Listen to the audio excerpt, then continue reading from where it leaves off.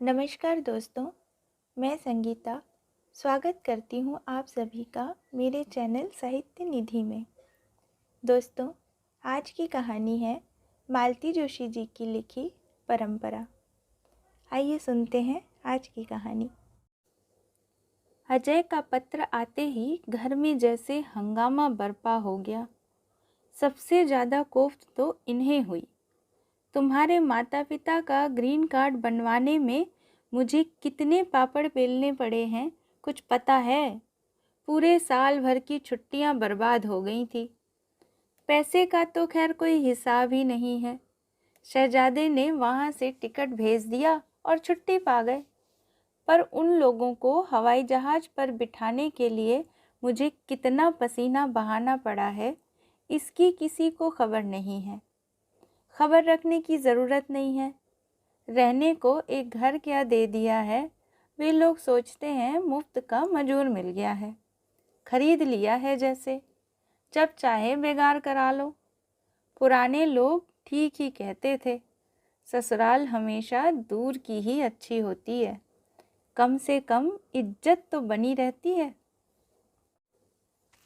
अपना लंबा चौड़ा भाषण समाप्त कर ये सांस लेने के लिए रुके तो मैंने धीरे से कहा, अब अम्मा का मन वहाँ नहीं लग रहा है तो अजय बेचारा क्या करेगा?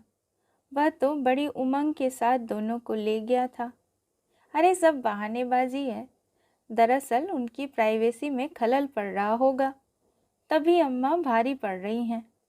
अब तक तो बाबूजी थे, अम्मा उनके कारण बिजी रहती थी। अब तो 24 घंटे इन्हीं को झेलना पड़ता होगा। यहाँ तो एक बिना पैसे का कुली बैठा हुआ है, वहाँ उनके नखरे कौन उठाएगा? आज बैंक जाना है, कल डॉक्टर के यहाँ चेकअप के लिए जाना है, परसों एकादशी है, मंदिर तो जाना ही है। ये सब गोरख धंधे निपटाते निपटाते अजय बाबू के छक्के छूट गए होंगे, इसलिए अब यहाँ की याद आ रही है। फिर ये भी डर होगा कि कहीं हम मकान ही न हड़प लें। अम्मा पूरे 3.5 साल बाद लौट रही थी। उन्हें हवाई जहाज़ पर चढ़ाते समय मैंने जैसे उन्हें आखिरी प्रणाम किया था। उन लोगों के लौटने की कभी कोई आशा नहीं थी। बार बार इतना किराया खर्च करके कौन आ सकता है? और हम लोगों का तो अमेरिका जाने का सवाल ही नहीं उठता था। बम्बई तक का किराया ही बड़ी मुश्किल से जुटा था। बाबूजी की मृत्यु की खबर पाकर भी सिवाय आंसू बहाने के मैं कुछ नहीं कर पाई थी। जानती थी कि इस समय मेरा अम्मा के पास होना बहुत ज़रूरी था, पर मैं केवल फ़ोन पर ही उन्हें सांत्वना दे पाई। उसे सांत्वना भी क्या कहा जाए, बस दोनों रोती ही रहीं। ना उनसे कुछ बोला गया न मुझसे। तब से बराबर यही सोच बना रहा कि एक दिन इसी तरह अम्मा की भी खबर आ जाएगी और उस दिन तो कोई साथ रोने वाला भी न होगा। इसीलिए जब अजय का पत्र आया तो मैं खुशी से गदगद हो गई। क्षण भर को बाबूजी की मृत्यु का दुख भी मुझे भूल गया। पर मुझे ये देखकर बड़ा दुख हुआ कि घर में कोई भी मेरी खुशी में शरीक नहीं था। इनका गुस्सा तो रह रहकर उफन ही रहा था। बच्चे अलग भुनभुना रहे थे।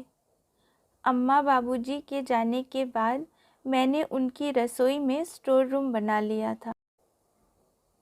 इनके ड्राइंग रूम पर बड़े ने और बेडरूम पर छोटे ने कब्ज़ा जमा लिया था। उन दोनों को अब अपने कमरे छिन जाने का डर हो गया था। दूसरी भी चिंताएं थी। बड़े ने कहा, मामा जी को फ़ोन कर दो कि नानी के लिए एक पोर्टेबल टीवी लेते आएं, नहीं तो यहाँ दिन भर हमारे टीवी के सामने बैठी दूरदर्शन देखती रहेंगी। छोटा बोला, मम्मी अब वो अपना खाना अलग से तो नहीं बनाएंगी ना? नहीं तो इनके लिए दिन भर सौदा लाते लाते मेरी पढ़ाई गर्क हो जाएगी। इस बात पर तो मैंने भी गौर नहीं किया था। अम्मा की अलग रसोई का मतलब था कमरे खाली करना। उनका साथ में खाना भी एकदम निरापद नहीं था। मुझे नहीं, पर औरों को ऐतराज़ होता। 100 बंदिशें लग जाती। एक ही गनीमत थी कि मैंने अम्मा वाला हिस्सा किराए पर नहीं उठाया था। उन्होंने तो बहुत बार कहा था, पर मैंने अम्मा को वचन दिया था। अम्मा ने कहा था, मेरे रहते घर को किराए पर मत चढ़ाना लाली, नहीं तो परदेश में भी मैं बेघर हो जाऊंगी। अच्छा ही हुआ जो मैंने अम्मा की बात रख ली, नहीं तो आज फजीहत हो जाती। वैसे इनकी तरह मुझे भी आशा नहीं थी कि अम्मा लौट आएंगी। उन्हें विदा करके एक तरह से मैं निश्चिंत हो गई थी। कहने को अपने ही माँ बाप थे, पर मन पर एक भार सा था। लगता था जो कुछ भी होना है इनके बेटे के सामने हो, मुझे जवाबदेही न करनी पड़े। अम्मा बाबूजी भी बड़े शौक के साथ गए थे। अपने बेटे बहू के पास जाने का किसे शौक नहीं होता। यहाँ रहकर भी उनकी आत्मा अजय में, उसके दोनों बेटों में बसती थी। उन लोगों को बड़ी प्रसन्नता थी कि जिंदगी के आखिरी पड़ाव पर वे बेटे के साथ होंगे। पर 6 महीने बीतते न बीतते उनका मोहभंग हो गया। अकेलापन उन्हें घुन की तरह खाने लगा। यहाँ पूरे मोहल्ले की ताईजी बनी थी अम्मा। वहाँ कोई बात पूछने वाला नहीं था। अड़ोस पड़ोस का पता ही नहीं था। सब जैसे कांच की डिबिया में बंद थे। सुबह होते ही सब जैसे पंख लगाकर उड़ जाते, शाम ढले घर लौटते और दड़बों में दुबक जाते। अपनों का भी यही हाल था। किसी चीज़ की कमी नहीं थी, पर वे लोग बात करने को तरस जाते थे। दिन भर टीवी के सामने बैठे रहो या दीवारों से सिर फोड़ो। शाम को सब थके हारे लौटते। अजय और नेहा तो फिर भी थोड़ा बतिया लेते थे, पर बच्चों की तो दुनिया ही अलग थी। बाबूजी फिर भी थोड़ा बोल लेते थे, पर अम्मा तो उतनी अंग्रेज़ी भी नहीं जानती थी। बस हाय हेलो तक का ही रिश्ता था। कोई ना मिले तो अम्मा मेहरी से घंटों गप्पे लड़ा सकती थी, पर परदेश में तो उसकी भी सुविधा नहीं है। इस संवादहीनता से अम्मा बहुत जल्दी ऊब गईं और उनका मन अपने चिरपरिचित माहौल के लिए छटपटाने लगा। बाबूजी के पत्रों से मुझे अम्मा की इस अकुलाहट का पता चलता। उस जमाने की 8वीं पास है अम्मा, पर चिट्ठी पत्री हमेशा बाबूजी से ही लिखवाती रहीं। बाबूजी का आखिरी पत्र बड़ा ही हृदयस्पर्शी था। बिटिया, पिछले 35 सालों से दमे से जूझ रहा हूँ। हर बार सर्दी के मौसम में ऐसा लगता है कि बस अब बुलावा आ ही गया, पर तुम्हारी अम्मा हर बार मुझे यम के द्वार से लौटा लाती है। यह उसी के पुण्यों का फल है कि अब तक सांस ले रहा हूँ, पर इधर जानलेवा ठंड के सामने लगता है कि वह भी हार जाएगी। बाबूजी के हर पत्र में मैंने अम्मा के अकेलेपन को महसूस किया था। बाबूजी की मृत्यु की ओर बढ़ते कदमों की आहट पा ली थी, लेकिन किसी दिन मेरी हिम्मत नहीं हुई कि उन्हें वापस बुला लूं। पैसा तो खैर अजय का ही खर्च होना था, पर उसके लिए मेरा 2 पंक्तियों का निमंत्रण भी जरूरी था। पर मैं मौन बनी रही। जिस दिन बाबूजी की मृत्यु का समाचार मिला, मन अपराधबोध से भर गया। लगा कि हमने जानबूझकर उन्हें मौत के मुंह में धकेल दिया है। लगा कि उनकी मृत्यु वहाँ की हिमानी सर्दी से नहीं, वरन हमारी उपेक्षा से हुई है। बार बार अम्मा का ख्याल आता। परदेश में उन्होंने कैसे इस वज्रघात को सहा होगा। वह तो एकदम टूट ही गई होंगी, देह से भी मन से भी। उनकी हाथ हाथ भर चूड़ियाँ और अठन्नी भर बिंदी याद आती और मन कांप उठता। हे ईश्वर, अम्मा वहीं बनी रहती तो अच्छा था। उनका वह निराभरण रूप मैं कैसे देख पाऊंगी, कैसे सह पाऊंगी। बम्बई जाने का इनका ज़रा भी मन नहीं था। बोले, अम्मा अकेली तो है नहीं, अजय भी साथ आ रहा है और उसका सब देखा भाला है। बेकार पैसे फूंकने से क्या फ़ायदा। पर मैंने ही उन्हें ठेल ठाल कर भेज दिया। अजय अकेला होता तो कोई बात नहीं थी, पर इस बार अम्मा साथ थीं। वह भी इस हादसे के बाद स्वदेश लौट रही थी। यहाँ की व्यवस्था का भार न होता तो मैं भी साथ चली जाती, पर किसी न किसी को तो जाना ही था। बच्चों को स्टेशन भेजकर मैं घर पर ही प्रतीक्षा करने लगी। भेंट के उस क्षण को जैसे मैं भरसक दूर ठेल रही थी। दरवाजे के सामने टैक्सी रुकी तो मैंने कांपते हाथों और धड़कते दिल से दरवाज़ा खोला। जब तक मैं बरामदे की सीढ़ियाँ उतरती, अम्मा गेट खोलकर अंदर आ गई थी। उन्हें देख मन एक अपूर्व आनंद से भर गया। बाबूजी साथ नहीं थे, पर लगा कि पिछली टैक्सी से जैसे आ ही रहे हैं। उनके ना होने का एहसास मन से एकदम उतर गया। अम्मा थोड़ी दुबलाई ज़रूर थी, पर उनमें और कोई फ़र्क नहीं आया था। मुझे बहुत अच्छा लगा। अच्छा ही हुआ कि यह दुर्घटना विदेश में घटी, नहीं तो यहाँ तो। घर में इतने सारे लोग थे, इतना सारा काम था कि अम्मा के गले लगकर ठीक से रो भी न पाई थी। इतने दिनों में शायद अम्मा के भी आंसू सूख गए थे, लेकिन ये मेरा भ्रम था। दोपहर को ज़रा सा एकांत और फुर्सत मिलते ही उनका बांध टूट गया। आंखें गंगा जमुना की तरह बह निकली। सिसकियों के बीच उन्होंने बाबूजी के अंतिम क्षणों का वर्णन किया। यह भी बताया कि कैसे वे अपनी मिट्टी के लिए, बच्चों के लिए तड़प रहे थे। फिर अम्मा ने उनकी अंतिम इच्छा के बारे में बताया। बाबूजी ने अजय से कहा था कि अम्मा उनके जाने के बाद भी वैसी ही बनी रहेगी। उनकी वेशभूषा में कोई परिवर्तन नहीं होगा। ये बात सुनकर मेरा मन अपने दिवंगत पिता के प्रति श्रद्धा से भर उठा।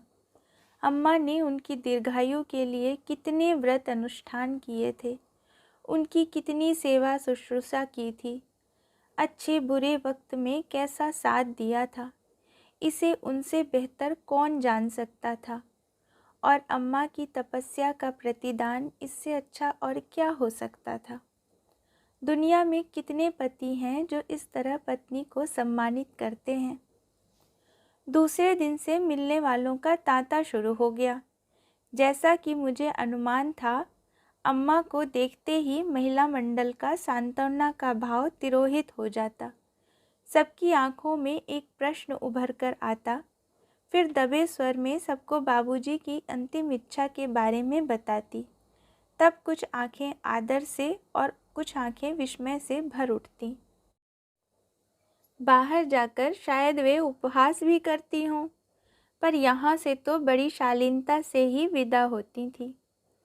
कई बार अम्मा विचलित हो जाती तो मैं कहती, अम्मा तुम अपने पति की इच्छा का पालन ही कर रही हो और ये कोई पाप नहीं है। 3-4 दिन इसी गहमा गहमी में बीत गए। फिर संवेदनाओं का ज्वार कुछ थमने लगा। अम्मा भी कुछ प्रकृतिस्थ हो चली। वे पहले की तरह मेहरी से, जमादारिन से, पड़ोस की काकी से बतियाने लगी। फुर्सत मिलते ही अपने बक्से में बंद गृहस्थी खोलने का मन बनाने लगी। पर अजय मुझे कुछ अनबना सा लगा। इस बार उसके पास ज़्यादा छुट्टियां नहीं थी। मैंने कहा, अजय 2-4 दिन के लिए बरेली जाना हो तो हो आओ। वे लोग राह देख रहे होंगे। वैसे कायदे से इस बार उन्हें यहाँ आना चाहिए। दीदी, वे लोग कल सुबह यहाँ आ रहे हैं। अच्छा, मुझे तो किसी ने बताया ही नहीं। और किसी को चाहे ना बताता, पर तुम्हें तो बताना ही था। दरअसल मैं बहुत परेशान हो गए हो, यही ना? भला इसमें ऐसी परेशान होने वाली क्या बात है? मोहित का कमरा खाली करवाए देती हूँ, इत्मीनान रखो। तुम्हारे ससुराल वालों को किसी प्रकार की असुविधा नहीं होने दूंगी। असुविधा का तो कोई प्रश्न ही नहीं है। वे लोग शायद शाम की गाड़ी से चले जाएंगे।